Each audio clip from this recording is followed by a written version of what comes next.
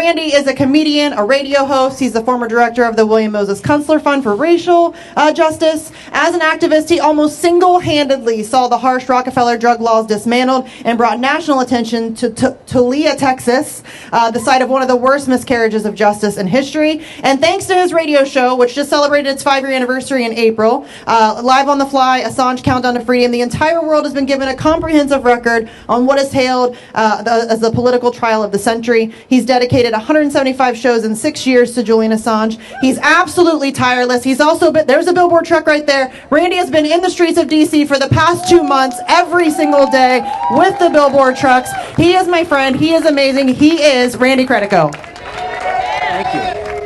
Thank you. How about a big hand of applause for Misty and her crew for this wonderful gathering today. It really is nice. This is the biggest one. Chuck and I were here last August out in front, and there were only 3 people there. We said, August is a good time to do this, 3 days in a row. So we started the billboard truck August 8th. We've been doing it for 60 days.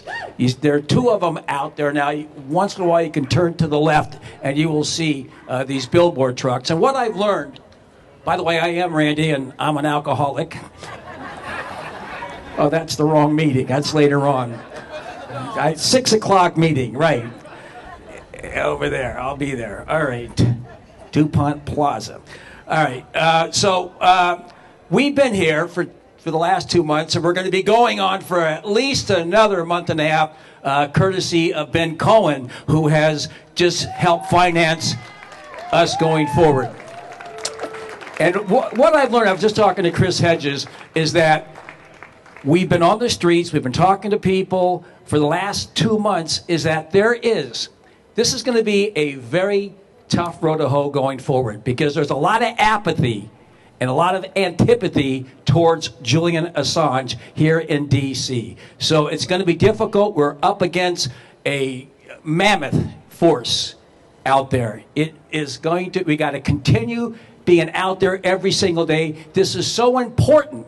People got to know how important this is. We have to be unified. We have to act as one and inform other people. We got to inform other people. Bill Kunstler said May 10th, 1970, after the slaughter at Kent State, he said the biggest problem, the biggest mistake that the German people made was they just didn't understand the threat of the boots until the boots were at the front door. So we've got to know that this right here, this case here, of Julian Assange, if he goes, what goes next? The Bill of Rights. The Bill of Rights goes. What goes next? What's left of this democracy? This fragile ersatz democracy, it's gone after that. And then the boots will be at our door. So we have to act together.